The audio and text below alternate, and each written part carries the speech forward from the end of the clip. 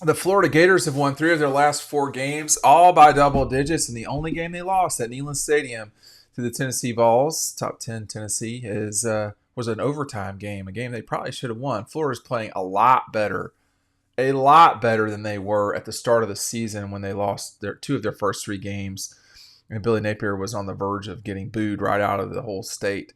Look, Georgia's going to be a 17.5-point favorite heading into this thing. That's a lot. That is, if my math is correct, that is the second largest ever for the Dogs. And, you know, it's justifiable. It's justifiable. I mean, this game, Georgia, this is going to be the 7th or 8th, I believe, year in a row. So 17, 18, 19, 20, 21, 22, 23, 24. This is going to be the 8th year in a row that Georgia's going to be favored over the Gators. The bulk of that time, they've won. They lost in 2020, a game that it didn't feel like they were a lot better in Florida. They were a 3-point favorite. But, Georgia's been really good at beating Florida under Kirby Smart. And, because I'm on the field, I can see so much stuff. I can hear things. This game is special to Kirby in a way that I think a lot of the other games are not. Whenever somebody talks to you about a rivalry and who Georgia's rivals are, you remember this week right here. When someone tries to stick Kentucky or South Carolina or Clemson or even Tennessee in, it ain't this, man. And you know it, and I know it. And if you think this, if you think something's like this, you're lying to yourself. This is Georgia's biggest game of the year every year, and here we are again. And Georgia needs to win this game to get where they want to go, which is a conference championship and ultimately a national championship. They don't need to win this game to win the national championship, but boy, it put a lot of pressure on them from that point forward. So I think when you watch the Gators play, they have definitely played better. They have not played better teams. Since the loss to A&M in middle September, they beat State's brains in on the road, scoring a lot of points. Everybody's doing that lately, scoring a lot of points on State. They had a lot of points scored on them too. I was most impressed, to be honest with you, with the way that they beat UCF. Because that was an important game for the Gators, period. And then they played really well at Tennessee. They always seem to play really well at Neyland and win. They just didn't win this time. And Kentucky's falling apart. Kentucky's falling apart for sure.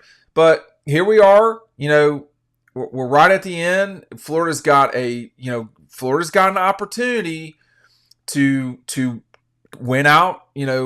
And have a pretty good season. They're not going to win out, okay?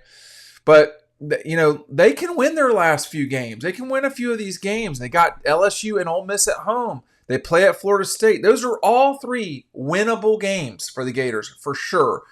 I don't see this game as a winnable game for Florida, okay? I think, you've got Lagway coming in there. This is going to be his first time really dealing with this weird environment. I think Georgia, forget that part. Georgia's just better than the Gators are, or they wouldn't be such a massive, massive favorite. This is the second biggest line in the history of these two in the history of Georgia for Georgia, in the history of these two schools. There's not been a lot of times where the Gators were this large were this large of a favorite. They were. In 2001, Florida was a 19-point favorite over Georgia. In 2022, Georgia was a 23-point favorite over the Gators. In 1997, of course, famous game, Georgia upsets the Gators by 3 touchdowns. They were an 18.5-point dog in that game. And then in 1995 in Sanford Stadium, they were a 20-point dog at home. Those were not at all. Georgia in 97 never should have been a 3-touchdown almost underdog to the Gators. That just shouldn't have happened. There were things that were pretty obvious that Florida was having trouble with at the time. They were rotating quarterbacks. And Georgia had only had 1 loss, which was Tennessee. I think it was up at Neyland. That was a decent Georgia team that was, starting to play well. They could run the ball. Mike Bobo was an adequate quarterback. No offense. He would probably agree. And they had some explosion because of Robert Edwards. Here's my question: have we gotten to the point where Trevor Etienne is like coming into his own now? Is he? He looks like he looks like he could play a lot better than he has. And I don't mean that bad. Okay, there's an explanation for what I'm saying here.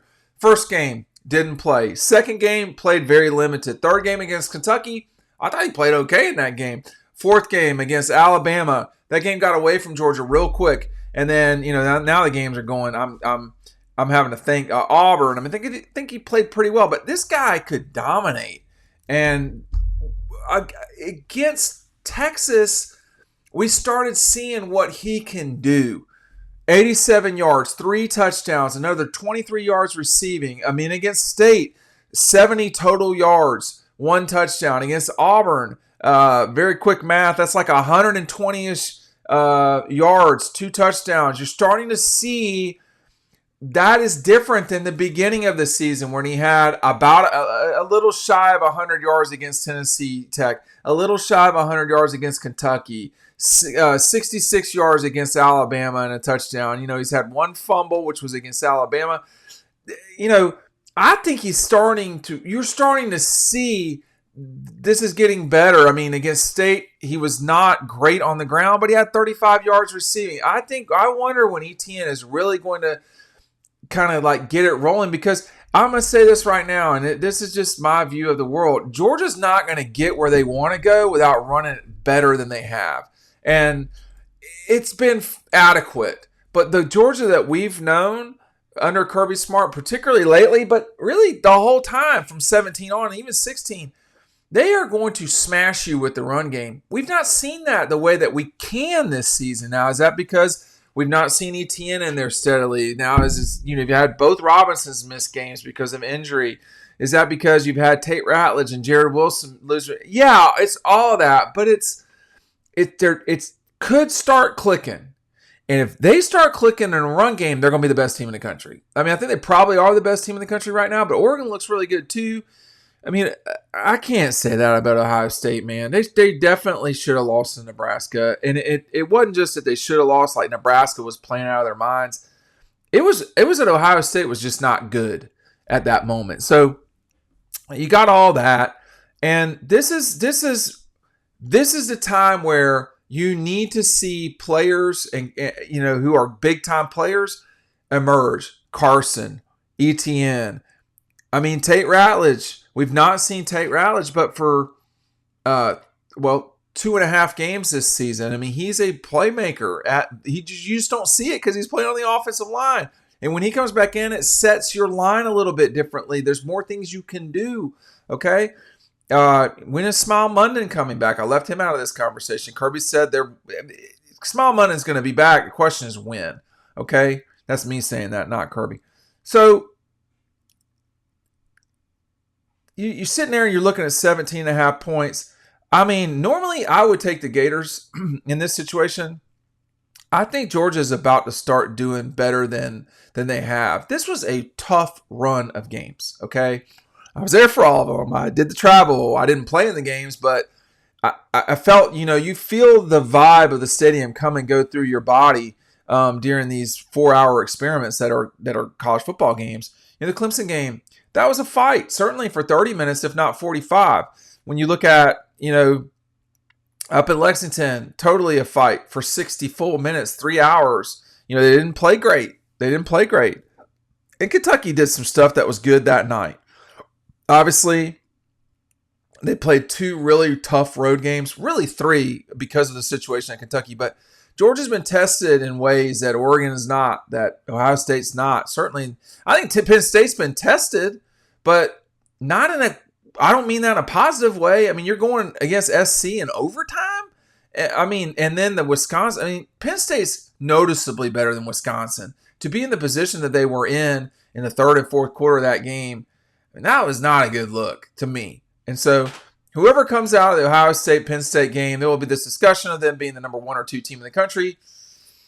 They're both not as good as Oregon and Georgia right now. They're probably not as good as Texas, to be honest. But Texas kind of got it going. Against Vanderbilt, that was a very workmanlike thing. I mean, A&M looked better when they substituted the other quarterback in, but was that magic in a bottle? I mean, like, none of Georgia's things are, and I think I say this about Oregon too, none of Georgia, you're sitting there going, man, they're going to have to make a change at this, that, and no. I mean, the people they've got are the people they're going to have, and they've all played well at some point this season. You look at Carson, it was more at the beginning of the year than now. But I don't know that Carson's going to continue to have the struggles that he has throwing the ball.